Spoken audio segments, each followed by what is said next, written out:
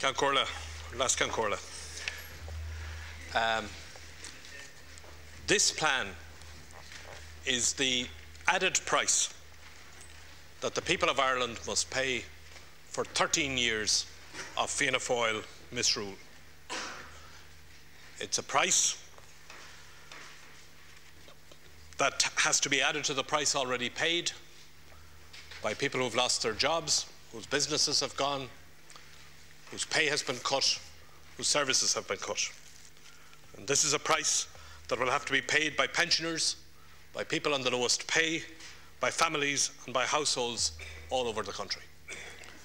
And the Taoiseach, in making his speech here today, invites us to forget about the past, to let's all round the new year together, consider this plan as some kind of down payment or deposit on another 4 or 5 years of Fianna Fáil rule. That's what this plan is about. This plan is the direct result of the politics of the Galway tent. It's a direct result of showtime. It's a result of the unbelievable political arrogance and folly of the worst governments we've had in the history of this state. And we had another example of that arrogance yesterday from Minister Lena, who says that anything that is put on the table that's not on this plan is nonsense. Same minister who told us that the bank guarantee was the cheapest in the world. Same government that told us it wouldn't cost the taxpayer anything. Same government that told us, when the Labour Party suggested the temporary public ownership of the main banks rather than the NAMA strategy, that was nonsense too. Now the banks have to be taken into public ownership anyway, and at enormous extra cost, and are still mired in NAMA. This is the work of the Taoiseach, Minister Lenihan, but it is also the legacy of Taoiseach Ahern, Minister McCreevy and Minister Harney. It is the direct result of the bank guarantee that joined the future of the Irish state to failed banks. This plan proposes €15 billion in budget adjustments, starting with €6 billion in 2011. It's a recipe for hardship and for stagnation, for delayed ambitions, unfulfilled potential and broken dreams. And yet, for all that, the sad reality is that a programme of adjustment is now unavoidable. But let me say at the outset, Alas Cancorla, that we still don't know what is the status of this plan. Is it a document that has been agreed with the EU and the IMF, which will form part of the loan agreement between Ireland and the international community? Is it to be part of the memorandum of understanding for that loan? Or is it a negotiating document that is subject to change and revision before the final deal is concluded? Or is it just the Fianna Fáil manifesto for a general election that is now inevitable and imminent, but which Fianna Fáil will want to delay for as long as possible into the new year? Ministers have been saying for weeks that the plan has the blessing of the IMF and the EU. Yet a spokesperson for the Department of Finance yesterday said otherwise, indicating that the plan can be changed in negotiations. So the question is, how much has been approved and agreed, and how much might be changed? We don't know the answer to these questions, just as we don't know so much else about the negotiations that are going on behind closed doors. We don't know who is negotiating on behalf of Ireland. The Irish public are more familiar now with the principles from the IMF and the EU teams than they are with the Irish negotiators. We know that Mr. Chopra is negotiating for the IMF and that Commissioner Wren is in overall charge of negotiations for the EU. But who exactly is negotiating for Ireland, and what exactly are they negotiating? We don't know the size of the loan. We don't know how much of that loan will go straight into the banks. We don't know the rate of interest that will be charged. This is a critical issue. Professor Carl Whelan of UCD has raised this issue and shown calculations that suggest an interest rate of 6% or perhaps 7%. This would have enormous consequences for Ireland. We need to know from the government what they are negotiating as a credit facility, and that is what is being negotiated rather than some kind of a subprime loan. There is no justification and no rationale for charging Ireland more than Greece, and the government should insist on a better deal. This is Ireland's problem, but it is also a euro problem, and responsibility works both ways. And when the deal is concluded, will the 4-year plan bind the next government, a government of which this Fianna Fáil cabinet is unlikely to form any part? As I have said on many occasions, the Labour Party supports the target of cutting the deficit to 3% by 2014, not because we believe it will be easy to achieve, but because it is necessary for Ireland to stabilise our public finances. What we do not support is the notion that the adjustment should be front-loaded with a figure of 6 billion in 2011. That level of front-loading poses a grave risk to jobs and growth, a risk that should not be taken. And the Labour Party is supported in that position by the leading article in today's Financial Times. I want to quote it to you, Taoiseach. It said, "Cuts of this magnitude could throw Ireland back into recession. That would be a tragedy. Yawning as it is, Ireland's fiscal gap is the least of its challenges. A slower pace of consolidation might have been its best bet at encouraging growth." The Taoiseach challenges the Labour Party about the statement which we made, that we should not do a 6 billion adjustment in the first year, that it should be more modest, and that it should be balanced on a broadly 50-50 basis. And he plucks figures out of the air and says, well, that would mean it'll be this much more in this tax and that much more in the other tax. That misses the entire point, Taoiseach. The point is that what we need to do is we need to allow our economy to grow and get people back to work.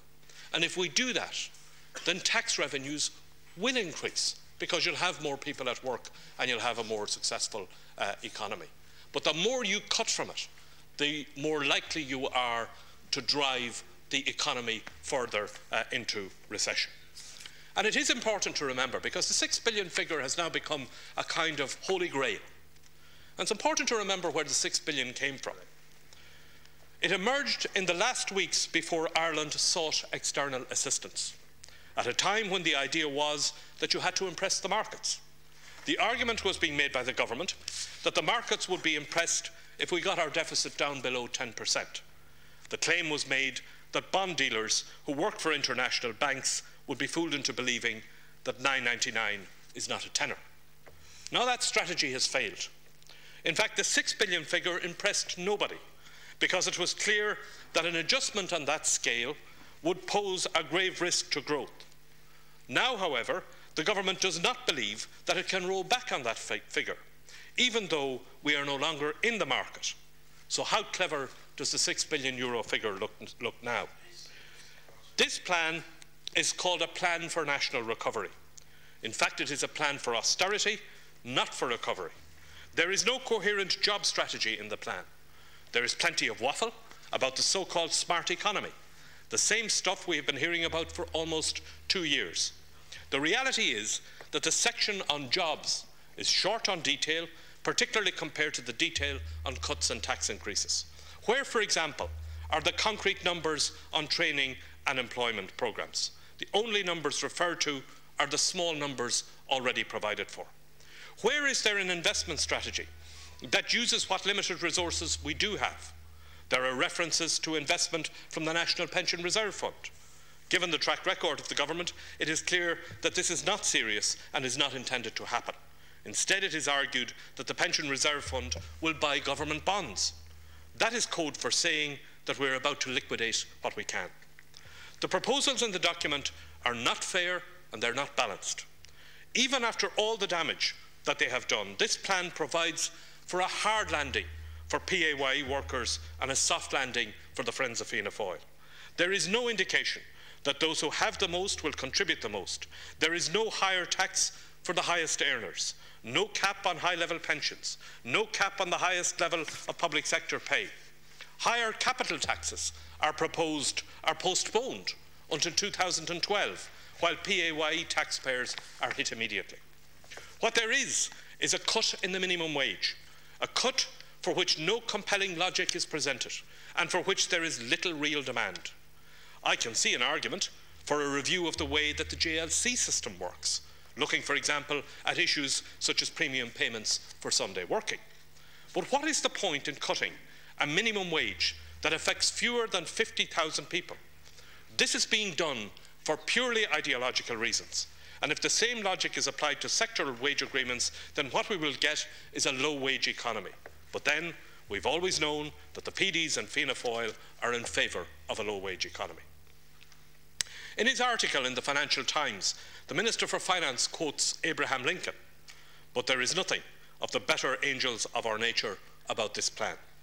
And while those on the minimum wage are being hit now, the high-flying tax exiles are exempt once more. In a reply to Deputy Shortall, the Minister for Finance has admitted that the contributions sought from tax exiles in last year's budget won't yield a single cent before October 2011.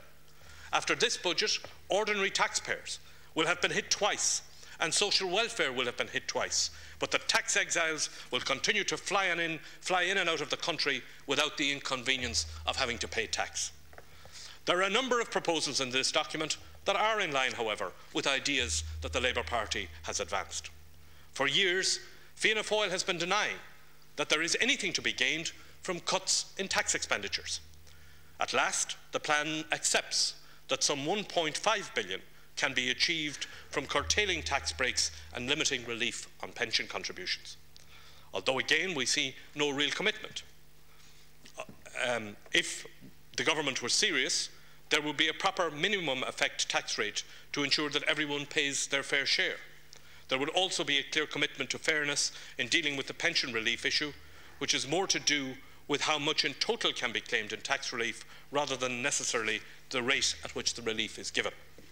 It is also, unfortunately, necessary to curtail the capital programme, although it is disappointing that there is no alternative strategy set out to replace this spending from other sources, such as through a strategic investment bank, as has been proposed by the Labour Party. There are a number of innovative ideas for how this can be done, but the plan does not embrace any of them. A further shift to environmental charges through the carbon levy is sensible, although the government should now meet its commitment to fuel poverty. But there are also aspects of the plan that once again disappoint. But for all the hype about the preparation of this document, and all the stories we've been told about the lengthy cabinet meetings that went into preparing it, it is the same old approach to public expenditure. What we are getting is butchery, not surgery. Once again, the Book of Estimates has been subjected to a crude hacking exercise rather than a truly comprehensive expenditure review. What we need to see, and what should have happened 2 years ago, is a proper root and branch review of expenditure along the lines of the Canadian model. Instead of sending in an external consultant to prepare a report, a proper expenditure review would be led by ministers and secretaries general. Instead of asking the question, what can we cut, you start with the question, what are we trying to achieve? You sit down, you ask searching questions about what it is that government is doing in providing the service and how it is being provided. That is not an exercise that can be conducted from opposition. It is an exercise that must be conducted by government. Where we look at a problem from first principles and redesign public expenditure accordingly. There is a reference in the document to such an exercise which is called government expenditure assessment, but it is no more than an aspiration. There are some spending cuts that are particularly disappointing. The plan seeks €300 million in cuts from education, but it is unclear about how that will be achieved. It has been reported that this will mean a loss of 1,200 teaching posts, including language teachers for newcomer pupils and teachers for traveller children. This is a fundamental U-turn on the so-called Green Party victory of 150 extra teachers promised in the revised programme for government. They are now deferred. It is hard to see any logic in the proposed €200 charge for students in further education. Many of these students are from families with modest incomes, for whom this charge could be a real disincentive. What is the point in imposing a €200 annual registration charge when the alternative might be paying €200 per week on the dole to the same participant? It is just one of the many mean-spirited elements of this plan. The concept of universal access to third-level education is further eroded, with another hike in the so-called registration charge and a non-specific cut in student support. The plan also sets targets for reductions in the social protection bill, but offers little in the way of specifics. The clear implication is that there will be significant cuts in rates and that these too will be front-loaded. The most striking feature of all this is that the government has no mandate for this plan. It is negotiating a deal behind closed doors that will bind the next government in a fiscal and economic straitjacket for the duration of the IMF-EU programme. A number of commentators have suggested that there may be room for manoeuvre in how that programme is implemented, that the IMF and EU will focus only on headline targets and allow the next government to negotiate on how these targets are to be achieved, but there is no certainty about that. Nor do we know anything concrete about the deal that is being done on the banks. We don't know what the cost of that deal will be, whether there will be burden sharing with bondholders. We don't even know what kind of banking sector Ireland will have next year. To quote Professor Philip Lane in the Irish Times, he says, "The plan is silent on the impact of the banking crisis on projected growth rates. While much will turn on the resolution plans that are set to be announced in the coming days, some discussion of this key issue would have been welcome." This is a critical point. The plan is based on the idea that there is a strong underlying growth potential in the Irish economy, largely as a result of Ireland's capacity to export. I agree with that viewpoint. Ireland does have many strengths, and we do have a capacity to recover from this crisis. But there is a lot about the way that the Irish economy will perform that we do not know. We do not know how consumers will behave in the months and years ahead. We do not know if the rapid increase in the savings ratio will unwind and how quickly consumers will regain confidence. Nor do we know what impact the impaired banking system will have on the performance of the domestic economy. That uncertainty further underlines the need for caution in the way that the budget adjustment is implemented. There is a capacity for more consumer spending and more investment activity once growth resumes and confidence is restored. But these are highly uncertain, while the impact of withdrawing $6 billion from the economy is pretty clear-cut. Unfortunately, we do not seem to have a government that is capable of making that case on behalf of the Irish people.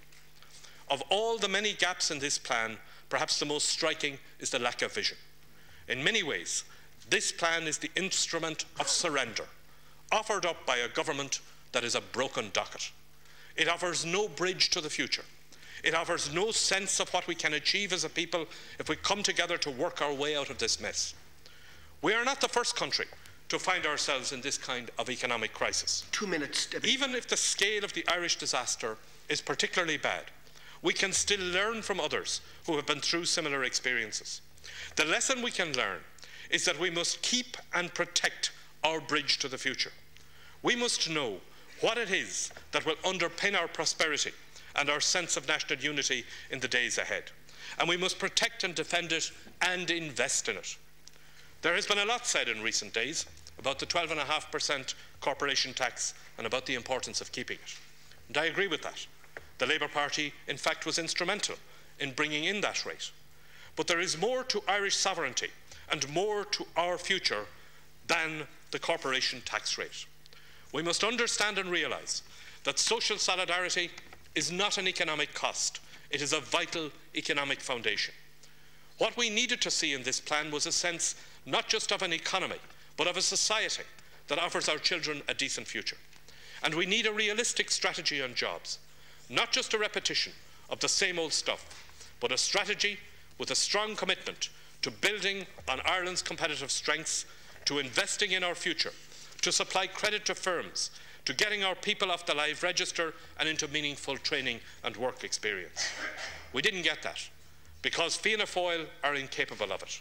We are living in the ruins of their discredited philosophy and policies. This plan is the price of political failure. It is a heavy price indeed. The Taoiseach invites us to look at what kind of country we're going to have in 2014. And I agree with all of the objectives that he set out for us here today as to the kind of country that we will have in 2014. A country with people back at work, with businesses working again, with confidence restored to our domestic economy, with confidence restored in our country by those abroad, with good quality public services, with a reformed public service and a reformed body politic. But we will only get that, Taoiseach, when the political change that this country is crying out for comes about, and I hope that that happens sooner rather than later.